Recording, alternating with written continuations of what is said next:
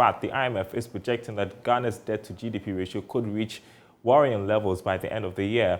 In its fiscal monitor report, the fund projected the debt-to-GDP ratio to reach 90.7% by December 2022. Here's George Yafe with more. The projection by the IMF could mean that Ghana's debt-to-GDP ratio pegged at around 68% ending July this year, with the actual numbers at around 402 billion Ghana cedis could be going up further in the coming months. The IMF puts Ghana's end-of-year revenue to GDP at around 14.1%, a level that is described by some as not so good for a low-income country like Ghana, looking at the country's rising expenditure and debt levels as well. The IMF's projection is coming at a time that the World Bank in its Africa report is also looking at the debt-GDP ratio hitting 104% at the end of this year. But government has maintained that with the economy still projected to recover strongly and measures being undertaken to reduce the debt levels, the country wouldn't reach those crisis levels at the end of this year. The World Bank and the IMF are currently carrying out a debt sustainability analysis on Ghana, a move that will give us a true state of Ghana's debt and whether we have moved from a high risk of debt distress to a debt distressed country. Well, Head of Research at IC Securities, Courage Mate, joins us for a discussion on this projection by the IMF. Good afternoon to you. Grateful for your time, Courage. 90.7% debt-to-GDP ratio, an indication of how bad our economy is. Is it also an indication we cannot avoid debt restructuring? Your thinking? Good afternoon, Daryl. Thanks for having me. Yes, it's an indication of how low we have fallen. And it could also be an indication that we might not avoid the case of debt restructuring, especially if we continue on this baseline forecast. And I think a bit of context is important here. First of all, the composition of the IMF debt that they recognize appears to be slightly always higher than what the government of Ghana would recognize. Because even if you step back a bit to 2021, the fiscal monitor is showing a debt-to-GDP ratio of about 82%. Now, the government numbers show about 78% at the end of 2021. The slight departure here is that the IMF tend to look at other debts that the government thinks they have offloaded to SPVs. So that's a bit of context as to why we have this kind of high numbers. Secondly, these forecasts are baseline forecasts, which means that if nothing is done, we are hitting that levels. And as things stand, it appears we are trending towards that levels. And that is why issues of debt restructuring have become very intensified in the market today, because that is what you need to do preemptively to avoid a case of defaults. Well, meanwhile, the International Monetary Fund is forecasting a fiscal deficit of 9.2% of gross domestic product for Ghana in 2022. Now, this is despite a significant cut in expenditure and expected improvement in revenue, and it appears we are not making progress in that fight too. Well, yes, in the views of the IMF, and this is a forecast for end 2021, and 9% or 9.2% appears quite steep.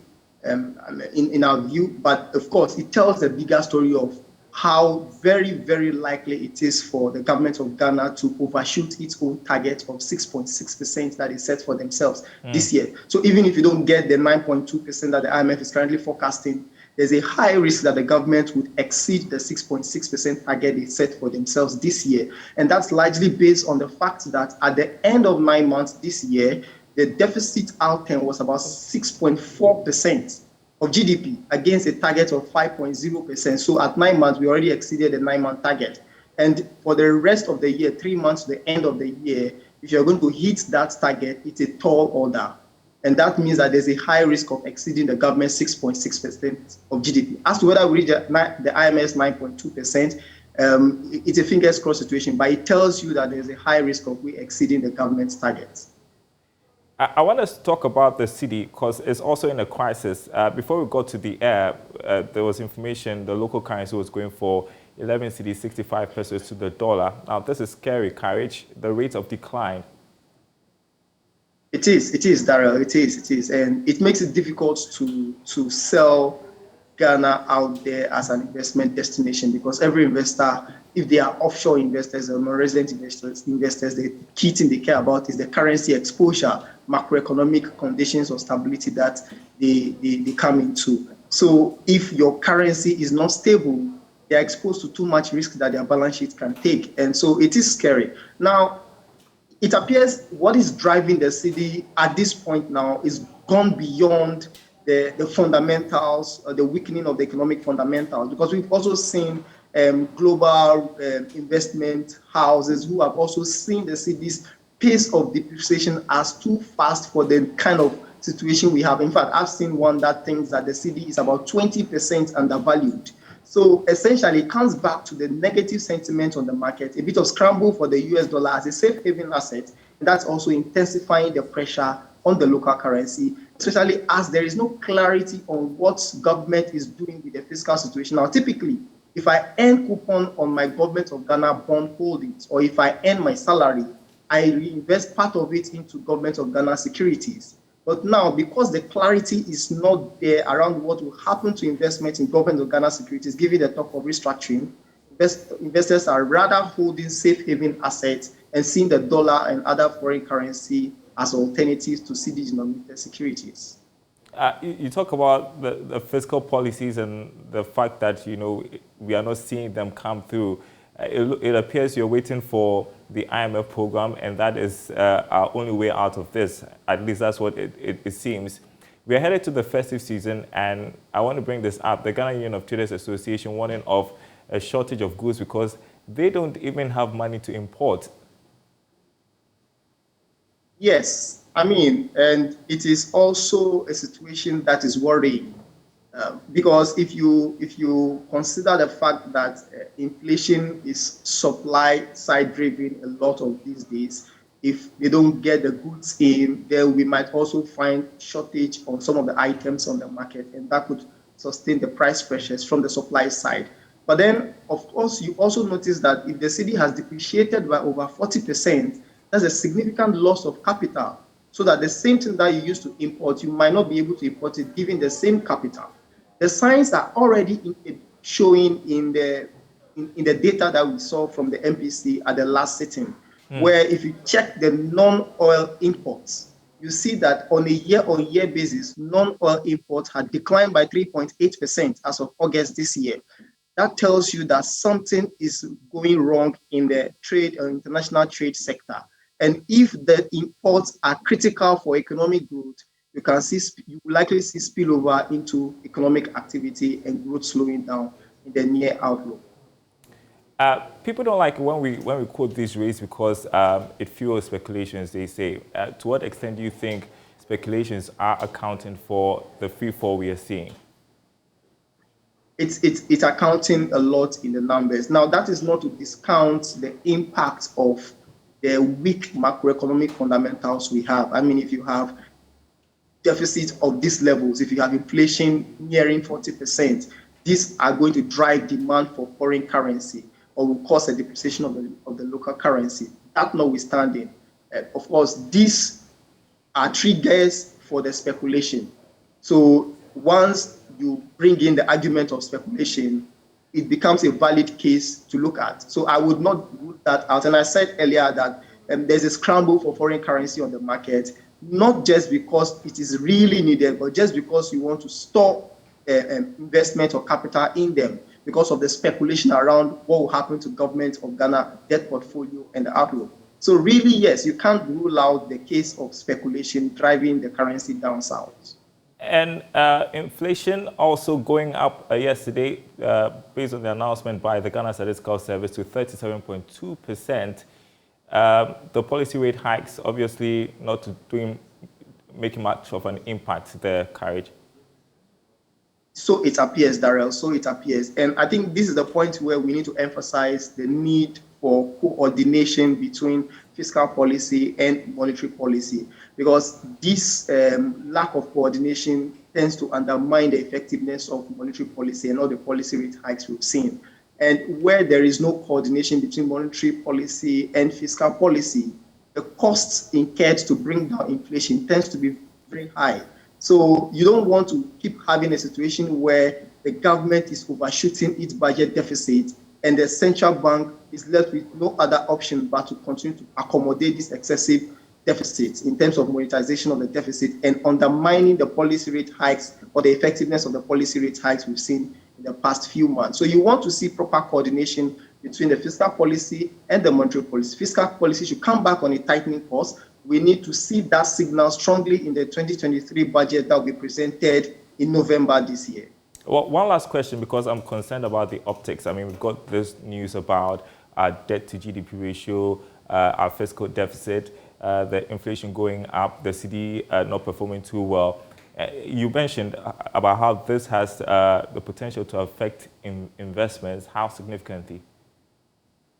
Well, very significant. I mean, if you look at the capital and financial accounts that we have currently as published by the Monetary Policy Committee, what you notice is that as of June this year, we had recorded a deficit on the capital and financial account at a level of 1.9% of GDP. Now, if you flip that back to the same period last year, we had a surplus of over 3% of GDP. Now, this is where the differences in the macroeconomic conditions matter and how the outflow of foreign portfolio investors are triggering, are weighing down the capital and financial account. So if you have a exchange rate volatility, unstable macroeconomic environment, it makes investment unattractive and people start to disinvest. And that disinvestment is what we see in the capital and financial account. So it can be very significant because the impact is the deficit we have on the capital and financial account compared to a surplus at the same period last year, which has also drained the reserves to less than 3 months of import cover, specifically gross terms 2.9 months of import cover. And in net terms, I bet is below 2 months of import cover at the moment. And because we are losing investment, and that's what the currency instability can give you. Courage Mate, thank you so much for your time. Head of Research at IC Securities. Appreciate your insight. Now, business owners in the Central Business District of Kumasi are threatening to demonstrate if their pleas are not heeded by the Ghana Revenue Authority.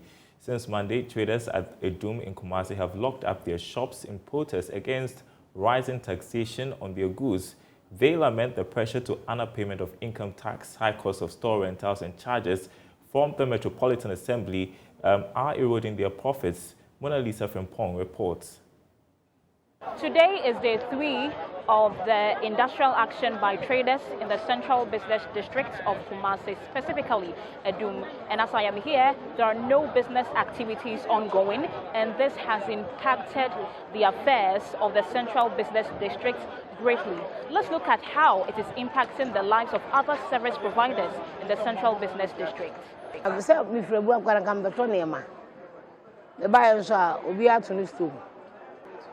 Me fati tomatoes ene gesia ye bre pa ya ye de ko nkurase ne ye bre ye de ko dwa won ka wie da bi ani ye nya ne ntie bia no an se o matu ye beba bia we duradum bia ye se o matu o frɛ kra se o be fa ne ma mo so o de bra o be duradum pe ne ya to ade no ti enim se aban ne na ya ye sre ne se o ma oman no ye se ye ho kire ye pa me pa so me fi bra hafo I pass I saw no one I may buy my back. Ya tutu store ni nyina mu. Se se me ne me ma ye hu nya ye bedi am be fa niema. Me hu nya ye bedi. Enti esrama se ye pa mo chomo bi store no na ye nya aduan ye so ye be ko hwe ye ma ye ba ko school. Eye se man bi store na ye nya aduan ni. Enti esrama ye nya me di pa mo chow. Mo mo de na bi store no. Me di free am ko kintampo. I wiki bi am de ko. Afa me ba ya kai. Di bi am betom. Bibusa yesi VAT. The store for you mum stores. And I'm care isi we. Care make me the care free ko kintampo. Me free ko agise me to fuel 10 million. Me free ko kintampo. 10 million na me to. Ese ni ma obere me dia ko. Store for na tutu. Wo mo se yamba. E ma ni wo mo fi kintampo na wo mo frɛ. Wo mo frɛ si store ma tutu. Wo mo se yamba. E free nura.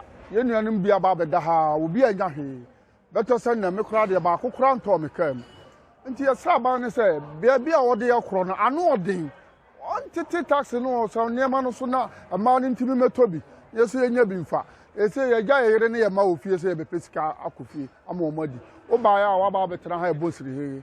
At a press conference, leadership of the Traders Association said the 6% value-added tax charged by the Ghana Revenue Authority is crippling their businesses. Charles Kusi Apiakubi is the executive secretary of the Ashanti Business Owners Association. Ladies and gentlemen, the elementary question we ask is this: if we could not charge 3%, if we could not charge 4%, what will make government think we can charge 6%? This obviously introduces compounded problem for our market players. The fundamental truth is that businesses are unable to charge neither the 6% or the 4% flat rate. We have told government, you are being short-changed in the market because of the high non-VAT compliance and non-alignment of your VAT system with our market dynamics. The association says their concerns have been raised to the government on several platforms. They threaten to demonstrate if a resolution is not made. Government, as a matter of agency, should take all its revenue at its point of entries. We know in this country, there are two most assured ways things get to the country: through the port or through the manufacturing. Take all the charges you want to charge at the port of entry. Take all the charges at manufacturing. Say, until buying car, the next action is the biggest demonstration to come. For JoyNews, Mona Lisa Frimpong reporting.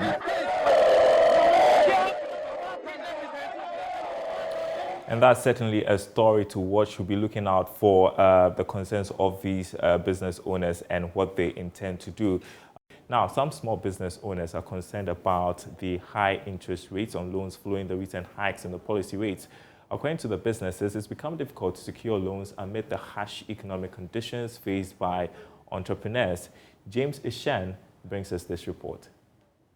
The Monetary Policy Committee of the Bank of Ghana recently increased the policy rate by 250 basis points to 24.5%. This is the highest policy rate increase since 2017. The rate hike means it will become more expensive to borrow from banks, a situation that will push the cost of living and doing business in the country further up. Governor of the Bank of Ghana, Dr. Ernest Addison, explained that the committee reached the decision in order to check the rising rate of inflation as the country negotiates with the International Monetary Fund for an economic program. If you listen to the press release that the central bank assesses the situation as suboptimal, right? This is not the optimal thing to do. But under the circumstances, until we agree on the program with the fund, right, we have to contain the situation. The government machinery must work, and therefore we have to help the government machinery to go on whilst we address the larger macroeconomic imbalances, depending on the policies that are agreed and under the fund program. We are late by their assessment, which I also disagree with, because if you would recollect, we started this policy tightening as far back as November 2021, right? It wasn't in January when we got locked out of the market that the MPC started tightening rates. We had already foreseen, issues of prices rising.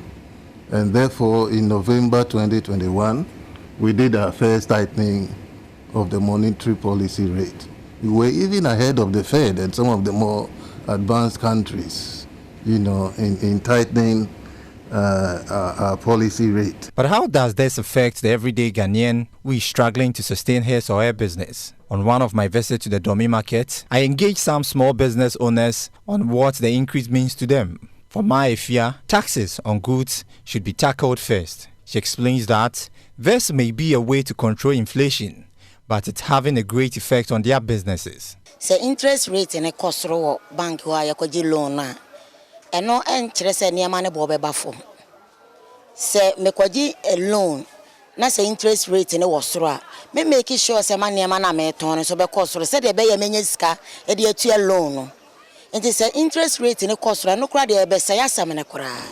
Policy rate hikes to me won't help control inflation because if I go for loans from banks with higher interest rates, that will continue to push up the goods in the markets. The taxes on goods now is high. We are pleading with the authorities to relook at the taxes on goods. Accessing loans these days is difficult to come by compared to years ago. The processes involved is just stressful, which may call for you to give up on acquiring a loan. Yes, say yama enema boa ye den dodo.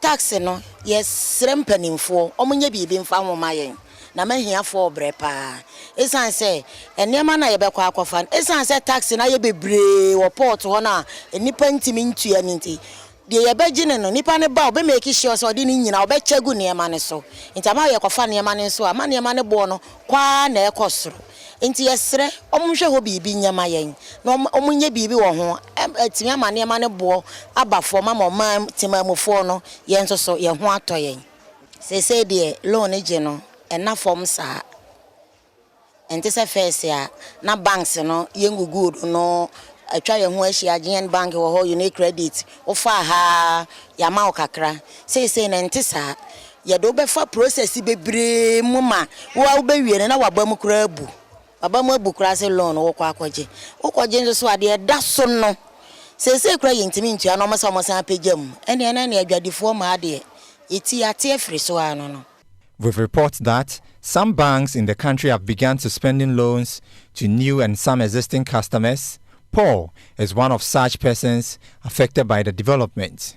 Paul says it's disheartening to have such development. He called for proper measures to sustain local businesses. Oh, okay. Actually, with the interest rate of going up is very bad for we, the small holding business, because let's say you go in for bank, you go in for, let's say, amount of money and you want to work with it. Imagine they give you amount of money like, let's say, 10,000 Ghana cedis to come and work with it. And later you go in, the interest rate is higher than compared to the old time. I mean, you can sell 10 boxes of, let's say, staffs. And later on, when you are going to buy these 10 boxes, you cannot even buy the 10 boxes again with the money that you went for. Because as soon as you finish selling, the goods go high. So let's say you can buy 10 boxes of, let's say this April, you can buy 10 bucks. Later on, you go back again, you are going to buy, the amount of money you used to buy the 10 bucks for the old previous one, cannot buy. You have to buy like 8. And when you want to go back and pay for this bank loan, it doesn't make sense. After all, you are really going to lose. And when you lose too, you don't get any income in it. Like, I don't know if I'm making sense though, but the bank rate, that is the policy they're bringing out right now, is very bad, and it's really going to affect us with the smallholders in business. All right, so those businesses reacting to the policy rate hikes and its impacts on loans, and as they have indicated, it's becoming increasingly difficult to secure loans. Unfortunately, we can't link up with George. We are out of time, but we'll do so subsequently with updates from Washington, D.C., where the annual IMF World Bank meetings are underway. That's the Marketplace. My name is Daryl Kwawu. Thanks for watching. More news on our website, myjoyonline.com/business. You can read more about the IMF's forecast, a fiscal deficit of 9.2% of GDP for Ghana in 2022. Also, we are not to blame for premium undercutting, that's according to insurance brokers. And that's the Marketplace. Thanks for watching. More news on myjoyonline.com. We'll be back same time tomorrow.